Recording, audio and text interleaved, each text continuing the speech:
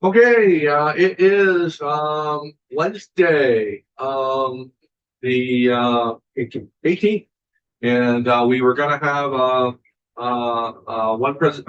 presenter, but she was under the weather and having some problems with her internet, and probably couldn't get where we wanted to do. So we're just gonna spend a few minutes to talk about our miscellaneous ag bill and see where we're at and start lining up after today. After this week, we're going to have about single digits as far as we finish and fill ups. So we're making good progress, and we just want to make sure we're still on track. So, committee, uh, sections 1 through 3, we kind of know what's going on with that. We should hear back by Friday. Yep. As far as where that is, and I just think that we can, quickly have that kind of wrapped up, depending on where all the stakeholders are at. From what I understand, they're making progress. Anybody else have any more to add to that? Yes. Thank you, Mr. Chair. Yeah, I just want to, on the record, go. I did receive word from Vermont Farm Bureau. I understand that the House Ag Committee met with Jill Remick about proposed changes within current use to allow for grazing rights. What struck me as interesting is the tax department would look up a file, Schedule F, to confirm that the landowner did in fact receive money for allowing a farmer to graze animals. So it seems like we're trying to remove Schedule F in some cases, but include it in other cases. And I just want to note that I understand that in the spirit of compromise, there'll probably be some movement on the monetary threshold, whether it's still going to be at 5,000 or whether it goes between 2 and 5 or back to 2. I don't know, but I still think it's important. At least we think about putting, and I know that the ag department is, or agency is wild about putting Schedule F back in, but it does impact grants as well from the federal government if you don't file a Schedule F. So, well, that's it. On that, I don't think that there's a few things in politics, right? There's a few things that you do. You have the administration, you have the House, and you have the Senate. This is Senate Agriculture. Yeah. I want this bill to be Senate Agriculture's bill when it's all said and done. I know we have stakeholders that are coming in and all of that. I want it to be something that we can be happy with. We're in here doing a lot of good work. And so I think at the end of the day, if we just wrote something right now, everybody's a winner. And so I want to just keep that in mind as well. So if that's something that has to be there, or whatever, when it's all said and done, I don't think there's any poison pills that we're going to have to agree to or not agree to. So and I've left it up to the committee, a lot of this stuff, and the stakeholders to have the compromises. But what I want to do by Tuesday at the very latest. If Friday, if we can't get it done Friday from what we hear on Tuesday, I want to wrap this sucker up. Okay. 1 through 3. Thanks. So no matter where it goes, we've had times we're self-imposed deadline, but I thought we might do it last week. We gave a whole extra week, and there just comes a time. I can remember it being in this situation before with Senator Mazza, where I was just trying to get some compromises done, and then Senator Mazza said, "Ingalls, there's just times where you just got to make a decision," and I think that we're at that time with 1 through 3 because I think they can argue about it in a good way, not saying that it's adversarial, but it's just time. Okay. So, unless anybody else has some more thoughts about 1 and 3. Good. Yeah. Okay. So Tuesday, the latest. 4 and 5, I think we pretty much have decided that maybe that was not gonna make the cut. Yeah. Does everybody feel about that? Okay, so we're gonna X that off. Yep. The accessory on-farm structure permit. We talked about that offline for a second. We haven't really taken any testimony on it. Senator Major, what do you want to do with that? I'll do as a committee, whatever you tell us. Let me just see if I can I guess I'm suggesting both sides make a decision. I think, I'll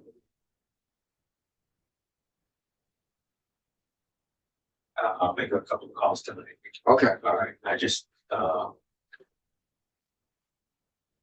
I'd like, to, if I can, I mean, I'd like to see if we can help. Yep.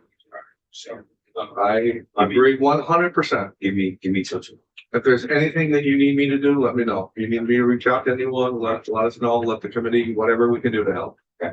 Okay. 7, I think we're just down to a simple definition as far as just to change the language to make it nonprofits, right? Right. Yeah.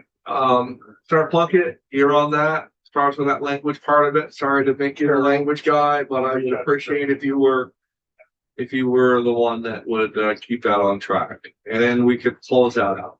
Got everybody's understanding? Yes. We haven't done a lot with farm kitchens.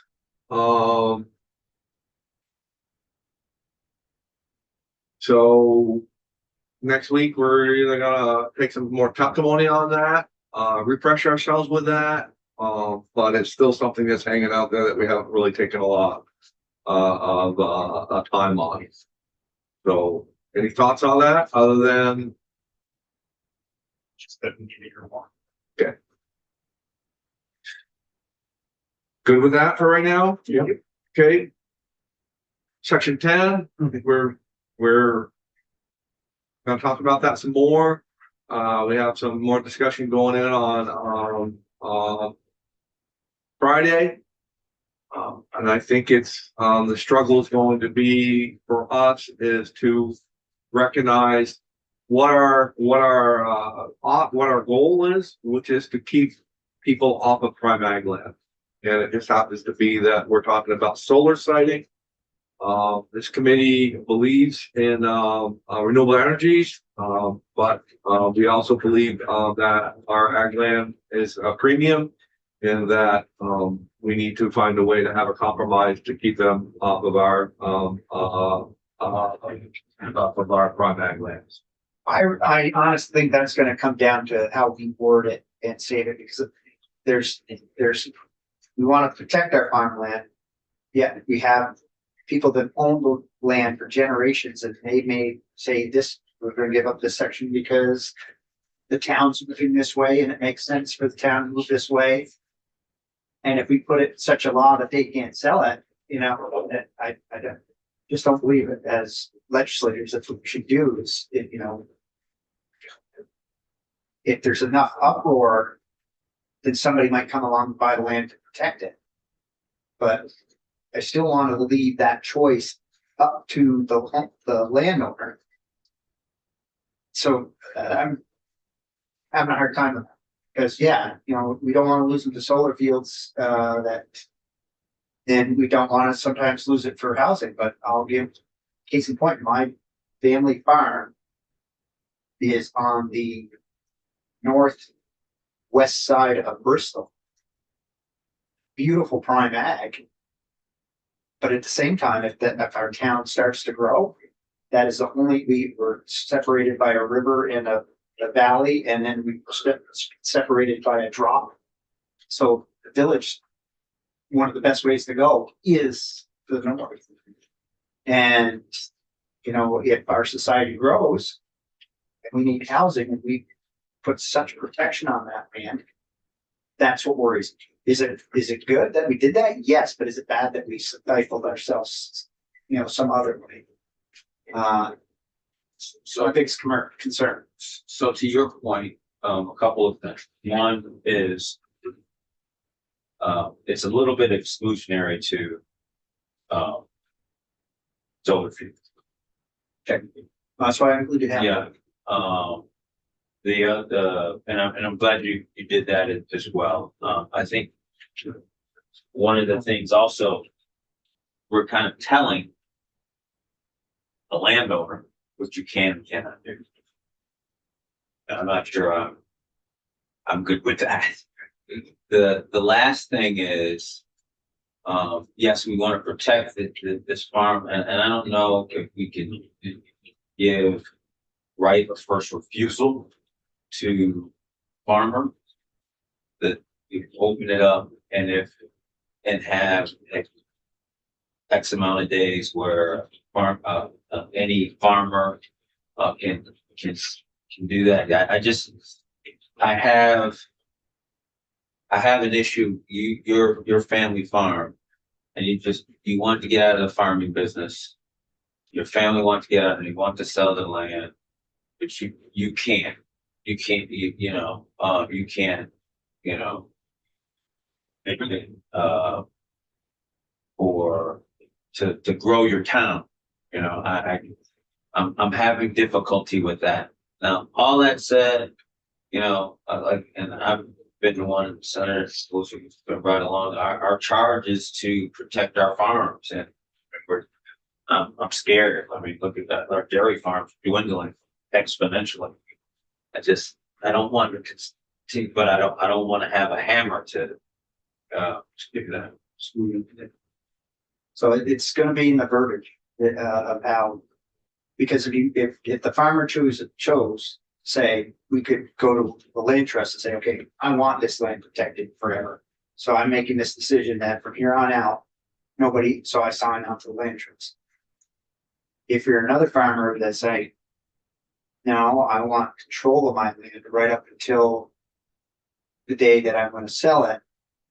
And then I can decide if I want to sell it to the land trust or a big industry, manufacturing company that this happens to be a partial and zoning all works out. But us as legislators have made it so they can't.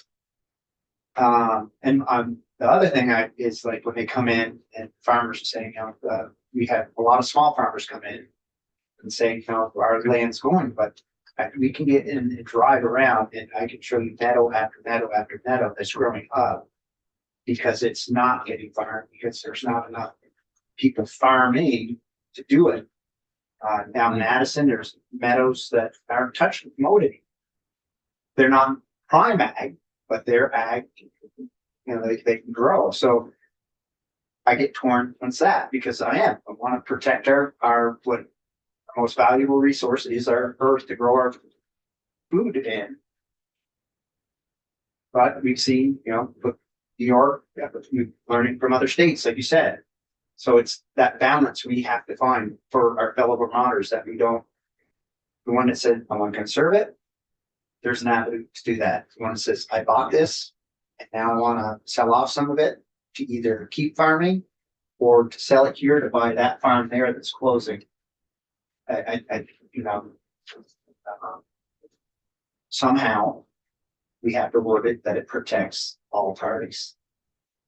Because if there's a big enough uproar that when we had back in the 80s, my parents had thought of subdividing land in the town, they had zoning meetings and that. People were like, we don't want to see that meadow built in. Well, Dad said, all right. At that point was give me $100,000. And nobody wanted to. Yeah. So it's like, we ended up we had to go direct 50. And once he saw all the stuff he had to do there, he's like, nope, the good farmer. That's my concern for my fellow Vermonters. Yes, I want to protect our countryside, but I don't want to shut down it. You've owned that land for 30 years and decided now, hey, this is what I want to do. Yes, thank you, Mr. Chair. So just want to position what I'm saying here. This section 10 is specifically about citing solar, new electric generation facility siting. So the first two provisions I don't have any trouble with, but maybe now that you've mentioned that, Steve, the first would add the Agency of Agriculture into the PUC and ANR, which I like.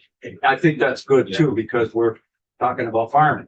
And just to be clear, that's for every energy facility, not just solar. Okay, gas and we electric. heard yesterday. Yeah. Interrupt just to say too that they brought that question up. We should have ag come in and Yeah, we got- Okay. Sorry, Brian. No, that's all right. Yeah. And then the second piece of that was to redefine primary agricultural soil and then add in secondary and local importance agricultural soil. And I think I'm fine with that too. And I don't think there's anything in section 10 that if a farmer with 15, 20 acres wants to sell to someone that's gonna put houses there, this doesn't address that. This is only if you're bringing in an electric generating siting situation, I think. Yeah. So then the third provision does go on from there. For the 5 acres. Yeah, it requires, certificate of public good. I did think that that is beyond us. Yeah, and that's why I think that there was a little bit of a bump in the road in the last 24 hours on that piece. Yeah. Yeah. And I get that. I understand that too. But so I don't know. I need, I guess, clarification from Bradley Shulman or whoever that would say if a farmer wanted to sell it for anything except solar or gas, he or she could. Because I don't think there's anything in section 10 would prohibit. And I guess that just opened the door that we've been talking that we're gonna preserve. I think there's really kind of a couple of things going on with all the discussions that were going on at section 10 probably isn't gonna get in as with depth of what you said, Senator. But I think that those are discussions that need to be had over and over again, is how much do you want to, Senator Major as well, hey, our charges to protect the farmland, yes, but at what cost, and who do we want to, and whose rights do we want to take away? Do we want to take the landowners' rights away to make sure that we protect that farmland?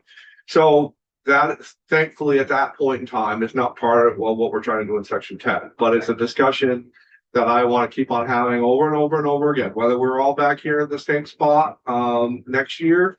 I think it is a discussion that has been waiting to be happening in this building, and it needs to be talked about. And whether we carry it later on in life or if somebody else carries it on, I think it's very valuable discussions, because we are responsible to make sure 300 years from now that we haven't used up all our land to grow food. So I guess the other thing I have a little bit of an issue with is that why are we just excluding solar? yeah, I don't know. And I, if I'm in the solar industry, which are a lot of people in there, and I just I'm reading a letter from the that says unsolicited opinion on S32. Is once again, Steve's point, why aren't you excluding buildings? Why are you excluding, I almost think it sets us up for some kind of lawsuit, because That's what I was thinking about. Yeah, Sorry to interrupt, but yeah, it's like, why- we're focusing only on one thing. Random. why just this industry? Why not any other industry? Why, Of course, Act 250 kicks in, and that's it. Is it on solar fields? well, I mean, it's, Yeah, because it goes through the PUC again. right. So, and again, kind of getting in and out of section 10 and out of section 10 a little bit with what we're talking about, which is fine. I like that.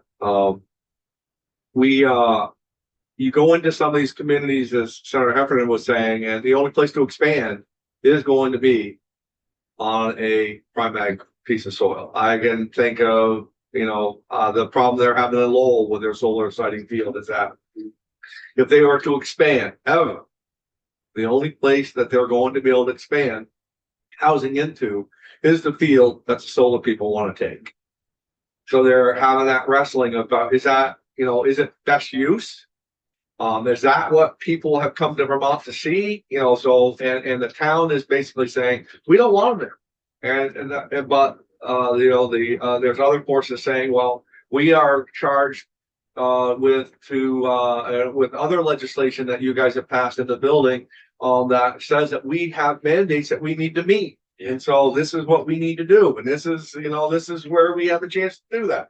So, but yes, I think it gets down to, there's a lot of communities that the only place that they're going to be able to expand, in the coming years is what we're trying to protect. So, Yeah. so I think what we got out of this conversation, is that, one thing that we need to talk to this, agency of agriculture to how they feel about some of the language in this bill. So we'll get hold of them. I think adding them into the mix here Yeah. would solve a lot of our problems. Because then you have an agency coming in that has the area of expertise that they have. People can come in and give reasons that, yeah, we need this resource not here. Okay, so we'll have a conversation with them. Ready to move on? Yep. Yeah.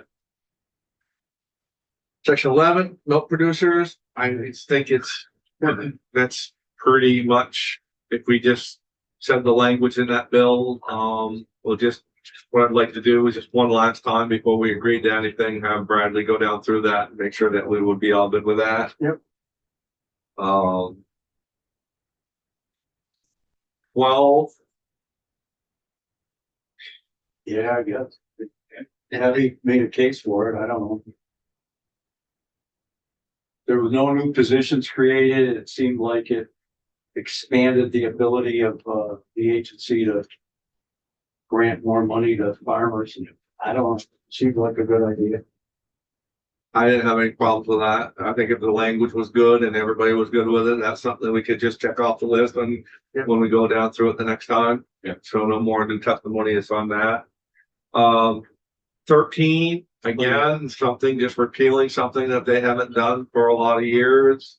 It's not controversial as far as what everybody's saying, so we would be good with that. 14, again, was just, they're not trying to do anything. They're all they're doing is just allowing them not to time out on their ability to take a test. That seems pretty harmless. They're lowering the standards. They're just allowing people to take the test until they can pass it or whatever. Repetition. 15 through 20, probably the easiest part of all of that. That was over in 10 minutes as far as the testimony we had in that. I mean, I think we should be very good with that. 21 through 22 was just them consolidating the way they were gonna do their business. I was very happy with everything that they said about that. If anybody wasn't, I think I could agree with all that language. 23 and 24, removing the permit fees. Everybody seems to be on board with that. I haven't heard in the building as far as anything with that. Section 25, I don't know if that's something that we're gonna have time to get into with the floor drain stuff. If you guys want to take more testimony on that, it's really up to you guys. I'll do whatever. I know that it gets people pretty anxious once you start talking about it, but if again, if we have time, you guys want to talk about that some more, and just to reiterate what it is, it really is about washing vegetables and having the water go out through in daylight versus going into a system and all of that. They said they're allowed to do it outside of the building. They can spray it, hose it all they want, but as soon as they come into the building, it changes all of that. Do we know why that provision was it an ag request that it be in there? Well, I think that call came from Paul. Paul Ralston? Yeah, Oh, And that's calling for a study though. So Right. that, yeah. right. It's like Sort we're of. going up. there is that, sure, but it's also sort of, well, because we don't know enough about this is why it's in there. So- But I don't know if we don't know. So we heard Paul's position on that, which again, maybe we should just have Chief of Agriculture come in and talk about that. Yeah, And then we'll see where that goes and see where if that's gonna involve A&R. well, it's requesting A&R and agency of ag to be a stakeholder group for the report, so it's both agencies. And then, Linda, do we have, well, we probably don't have it conveniently, But we have two other, things that we're talking about. One is, we're gonna have some new language with the Cannabis Control Board. They're coming in and they're going, I think they're gonna get, that bill is gonna come back ahead of it. Talking when we spoke the other day, is anybody have any problems with the hemp part of what the Cannabis Control Board is asking us to do? I think we were very clear of where our position was, is that we weren't trying to change policy. We were just trying to support their policy, and we're gonna have some more language. We're gonna talk about that some more, so we'll have some more discussions. But does anybody now have any hair standing up on the back of their neck about any part of what we talked about so far with that? I think it's gonna improve for hemp farm. Honestly, and not just for the medicinal sales, but it's for the fiber and that too, because it's still hemp. So there had to be washed. Now we have, give it to the cannabis control board. Okay, for Forgive me. Oh, you said it would go. Yeah, I guess I'm fine. Yeah. So we got some language that will come back on that. And Linda, the only thing that I would ask, we have a bill that came in about current use and sightings of, if we can, we don't need that today, but if we can have that for tomorrow, just so that we can pay attention to that. That's the two other bills that we have. One's the cannabis bill, the hemp language, that they're working on the new language that we talked about yesterday. Bradley had some questions about it, and him and James Pepper are going back and forth about how to get that. So we'll get that language back in there. Make sure you guys are good with that. But we do need to take some testimony on this other language that Linda will get to us. And what it is about current use, farm structures, and what's happening is a lot of the towns now are losing their positions as far as listers and all of that. And so if Senator Major was building a building on his farm, that the town lister would come by and say, well, Senator Major, you're in current use on that. You got to make sure that you apply for this and apply for that. And there's 3 farmers right now that put buildings up and thought that they were automatically enrolled in it. And then come to find out that their tax bill went from like, $30,000 to $50,000 higher because that building did not get put into current use automatically. So, I know there's a lot of different positions to be said. Let's see some language before I start throwing out assumptions about what I think of what it is. But I think we should take a look at that, and we have time for that. So. That will be next week.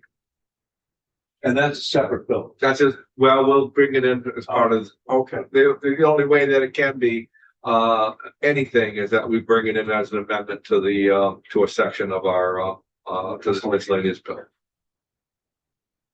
So going down through that, I don't think we're that far away, right? Everybody comfortable so far? You can argue about the effective date if you want.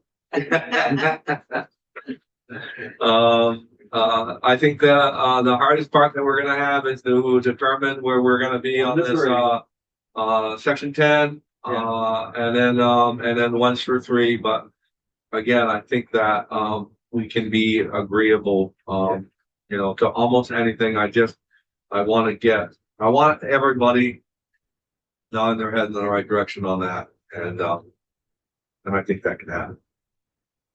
Yep. Okay. Any more questions about that? No. We'll take a little break. Everybody good with that? Yeah. Okay. Linda will go off for a moment.